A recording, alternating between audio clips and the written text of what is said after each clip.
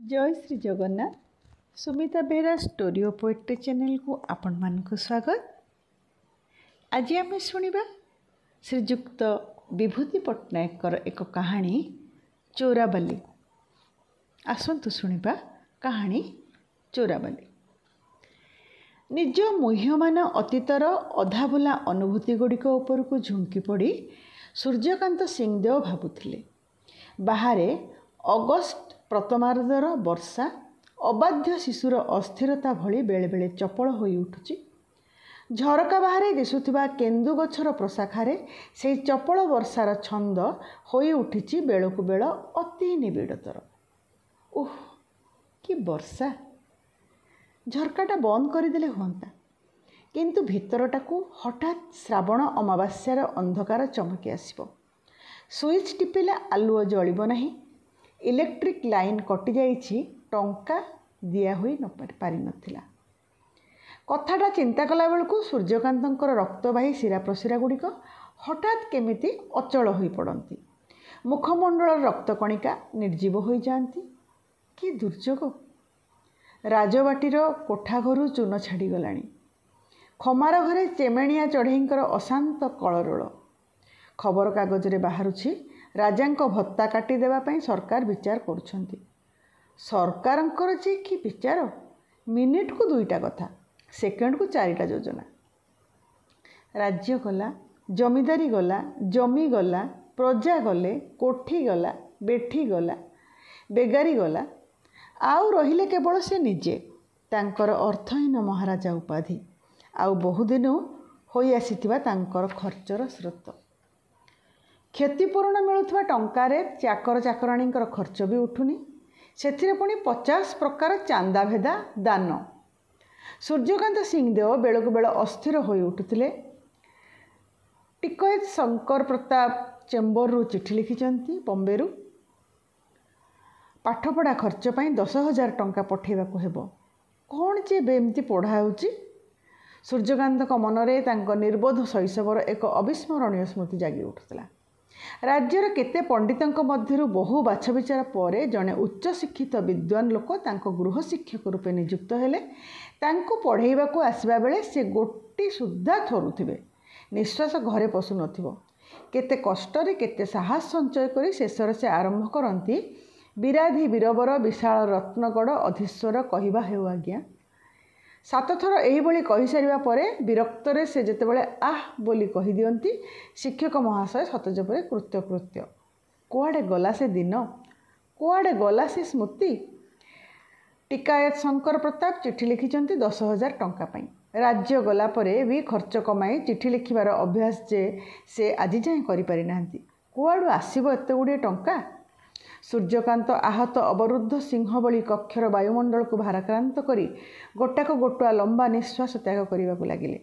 रत्नगढ़र उद्धत आभिजात्यर मंदिर देहरु खंड खंड होई इटा खसी पड़ी।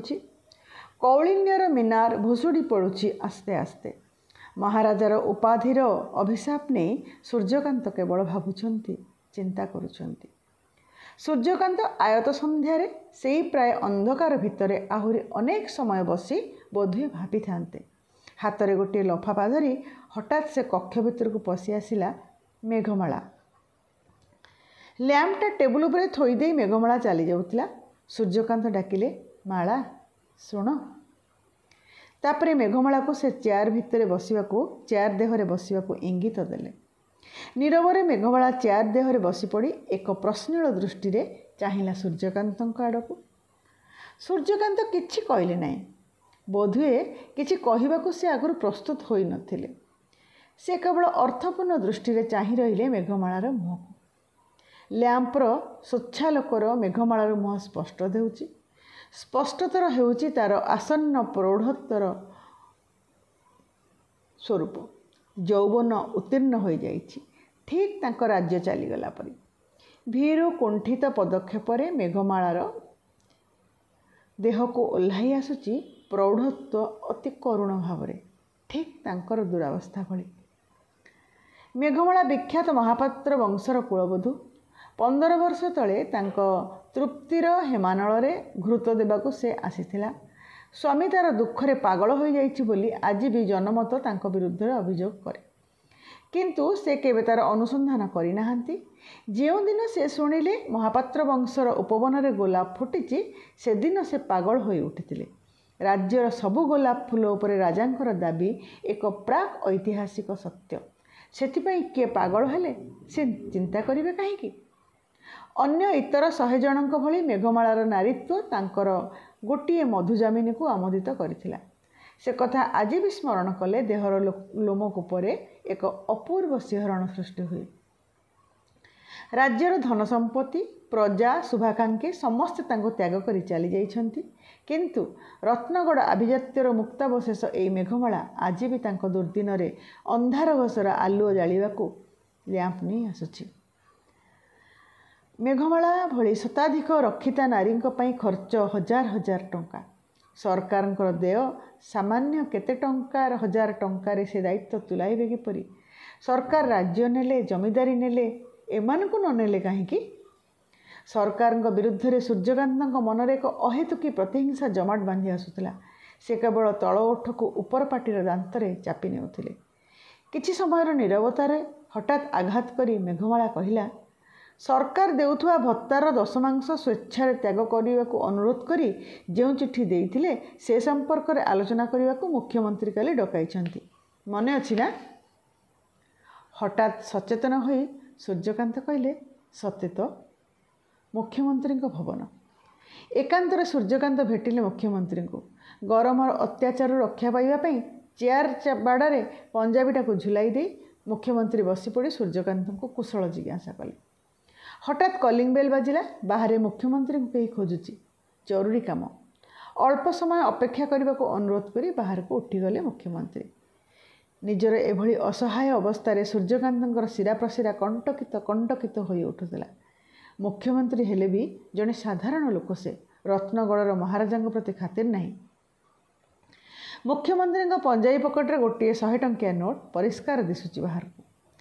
ଟିକାଏତ ଶଙ୍କର ପ୍ରତାପ 10,000 ଟଙ୍କା ପାଇଁ ଅନେକ ଦିନୁ ଲେଖିଲେଣି, ଟଙ୍କା ନାହିଁ।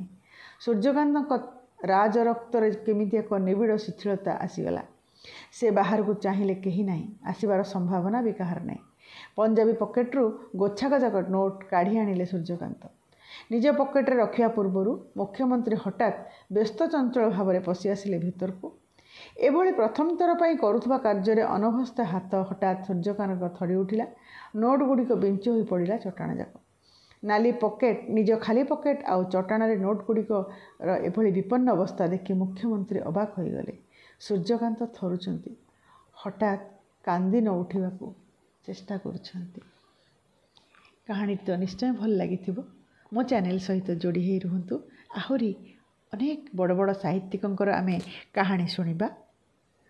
ଲାଇକ୍ କରନ୍ତୁ, ସେୟାର କରନ୍ତୁ, ସବସ୍କ୍ରାଇବ୍ କରନ୍ତୁ। ଧନ୍ୟବାଦ।